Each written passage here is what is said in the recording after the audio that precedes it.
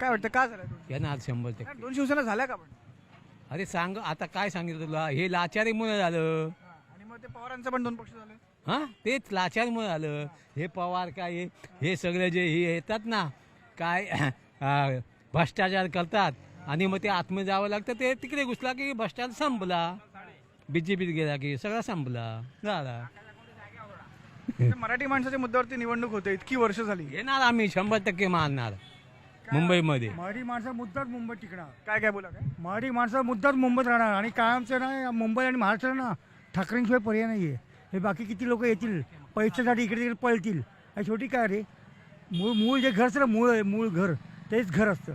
आई बाबाला तुम्ही सोडून असं पळू शकता ना, 4 दिवस जाल तिकडे, पण शेवटी काय ना घुमून फिरून आपलंच घर. पण तुम्ही बोलताय मला मान्य आहे, पण विधानसभेत काय झालं आली ना शेवटी. अरे हे मिशीन सगळे घोटाळे, हे मिशीनचे सगळे घोटाळे, हे EVM सगळे बरोबर बसवले. माझं चॅलेंज आहे, तुमचा दम आहे ना हे EVM सिस्टम काढून दाखवा आणि घ्या ना बॅलेटवर. तुम्ही घाबरता का सर? मग तुमच्याच करणं तुम्हाला डर आहे ना, तुम्हाला वाटतं ना मग EVM सगळी सिस्टम आहे ना. तू बटन देऊन ठेवतो दाबलं की तिथेच जाते. आता तुझ्या याला नगराध्यक्षाच्या इलेक्शनला किती मशीन पकडून दिल्या? काय काय काय उखडलं त्या लोकांनी?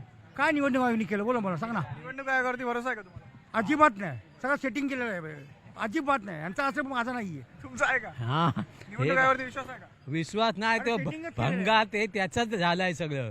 गव्हर्नमेंट सगळं setting केलेलं आहे. हे सरकार म्हण, हे वकील म्हण, जज म्हण सगळे बीजेपी मध्ये पैशाचा बाजार झालाय. पैशाचा बाजार. त्याला वाटतं पैसा फेको तमाशा देखो. कोणी किती पण येईल रे पैशाचा. शिंदे किती नाही म्हटलं ते शिंदेकडे शिवसेना आहे बरोबर. ते म्हणतात मी पण मराठी माणसासाठी. शिवाय ते आपल्याला ह्याला पद पाहिजे, ह्याच्याकडे पैसा द्या, हे घेतील म्हणून तर गेला ना.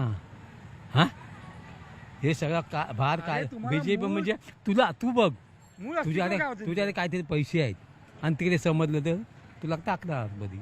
मग त्यांच्याकडे गेलास की तू सुटलास. काय एकनाथ शिंदेबद्दल मत काय तुमचं? एकनाथ शिंदेबद्दल मत म्हणजे असं आहे ना साहेबा, तुला अस्तित्व काय होतं सांग मला. ऑडियन्स तू रिक्षावाला होतास ना, अस्तित्व दिलं कोणी? तुमचं नाव रुपयाला तुम्ही आलात कसे? हां ज्या विठ्ठला मग तू नावावर रुपयाला तू भक्त म्हणून आलास नावावर रुपयाला. ऐकून घ्या ना, विठ्ठल होता म्हणून तर तू आलास ना, तुला भक्त म्हणून तुला कोणी पुजलं असता? आज तुझं उदो उदो करतायत, पण त्या विठ्ठल म्हणून तुझं उदो उदो करतात ना. विठ्ठल नसताना तू काय केलं असतं सांग ना. देवेंद्र फडणवीसांबद्दल काय? एक नंबरचा इंग्रजची औलाद आहे तो, इंग्रजांची औलाद आहे. इंग्रजांची खेळी खेळतो हे सामान्य जनतेला कळत नाही आहे. आणि मी सुद्धा भटुकडा आहे समजलं ना. पण ही जी खेळ खेळता शिवाजी महाराजांच्या काळात पण भट होते, पण काही भट प्रॉपर डायरेक्शन करत होते. काही ब्राह्मणांनी आपलं फक्त आपलं फायद्यासाठी ना महाराजांनी सुद्धा तळीच नेलं. तुम्ही काय फडणवीसांबद्दल काय म्हणतात? आता बोललो ना बाबा, जाऊन दे ना आता. चल तुला मी चहा पाच चहा नाही, थांबा थांबा, चहा नाही पित मी. आम्ही चहा वगैरे सोडलेली आम्ही. थांबा आपण बोलू. बीजेपीला पितात फक्त राज आणि राज ठाकरे आणि उद्धव ठाकरेंबद्दल काय म्हणतात? सवालच नाही, प्रश्न नाही. राज आता युती व्हायला उशीर झाला का? खूप झाला उशीर. मान्य तो पहिलाच झाला पाहिजे. गैरसमज निवडणूक करणारे लोक चॅनलवालेच होते, मीडियावाले आहेत सगळे. गैरसमज आता बघा साधारण बातमी झालं का युती ह्यांच्या जागेवर पुढे भांडे ना. हे तुम्ही असं संभ्रम निर्माण करता, पब्लिकचं निर्माण करतात आणि त्या नेत्यांमध्ये बनवतात. मीडिया तेवढंच जिम्मेदार आहे. चौथा स्तंभ म्हणता ना तुम्ही. चौथा स्तंभ नाही, कसला स्तंभ आहे तो? आधा स्तंभ नाही आहे तो, जमीन पाडण्याचा स्तंभ, बिल्डिंग पाडण्याचा स्तंभ आहे तो. काय म्हणतोय आता? नाही आता हां आता हां स्पष्ट मत बोला. भीती आहे भारत देशामध्ये. आता हे म्हणतात आम्ही सत्तेसाठी एकत्र आलो नाहीये, पण मग 20 वर्ष एकत्र दूर राहिले.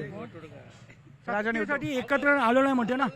सत्तेसाठी एकत्र आलो नाही. मुंबईला ना महाराष्ट्राला वाचवायचं आहे या चोरट्यामुळे. हे लोक यांची वेळ पडली ना, हे लोक मुंबईला आणि महाराष्ट्राला विकतील सुद्धा आणि पसारवतील हे लोक. एक मध्यंतरी कसं झालं होतं की मुंबईला महाराष्ट्र वेगळं करण्याचा प्रयत्न ते होता. सोडते त्या बीजेपीच्या पहिल्यापासून आहे, नावच येतं ते. मोरारजी देसाईच्या काळापासूनच आहे. कोण उघडू शकलं काय? अरे बाबा आपला तू मी मराठी माणूस आहे बाळा. आपण आपल्या आईला विकून देऊ काय? कोण किती मध्ये होता, कोणी किती बारी लोक होते. हां 106 उठवले फालतू देणं काय? हां आज आपले पूर्वज आहेत ना, त्यांनी आपले हे दिले, आहुती दिली, बलिदान दिलं या मुंबईसाठी. काय शिंदेचे पण एवढे आता त्यांच्याकडे आमदार गेले आहेत, एवढे गेलेत, मुंबईतले पण गेलेत, ताकद वाढली ना त्यांची पण. ताकद वाढली असं साहेब. गैरसमज निर्माण करून दिले तुमच्या. जर तुम्हाला जर खोटी व्हायरस डोक्यात टाकला गेला ना तर तुम्ही सुद्धा पळणार त्याच्या मागे. आता हे कालचं मी परवा एक मीडियालाच बघितलं, तुमचं ते संत नगराध्यक्षाच्या इलेक्शन संत मग हू करत होते. काय करतो तू यार? त्या बाळासाहेब ठाकरेंमुळे आणि तू ठाकरे घरावर तू आलाच वरती तर हू करतील तेव्हा तर तू करत होतं काय? जेव्हा तू गावाखाली साधा मशीद चोळ बसला होतास त्या तुला कोण विचारत होतं सांग ना मला.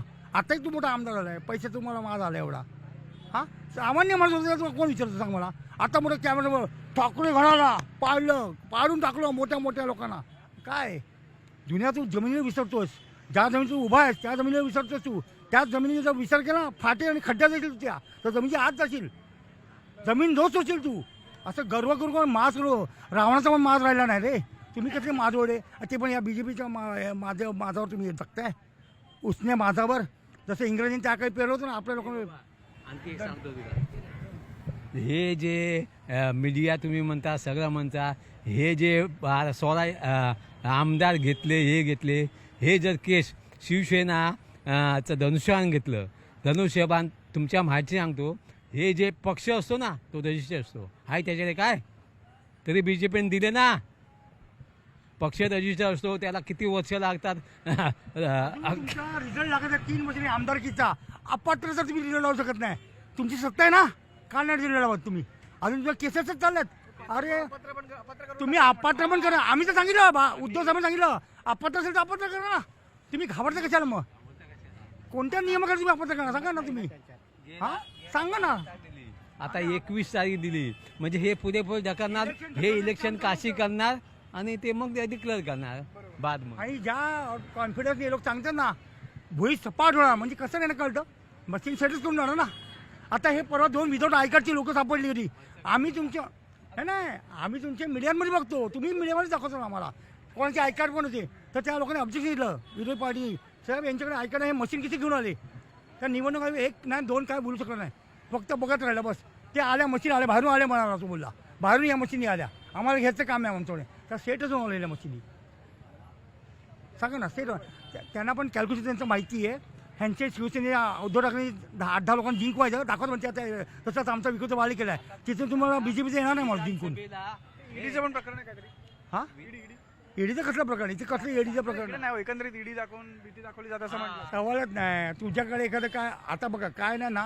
ह्या सगळे जे गेलेत ना 43 आमदार तुम्ही म्हणता 40 आमदार गेलेत सगळ्यांचं काय ना काय कसं ना कसं हात आहे ना साहेब. ईडीचं तुम्ही दाखवा.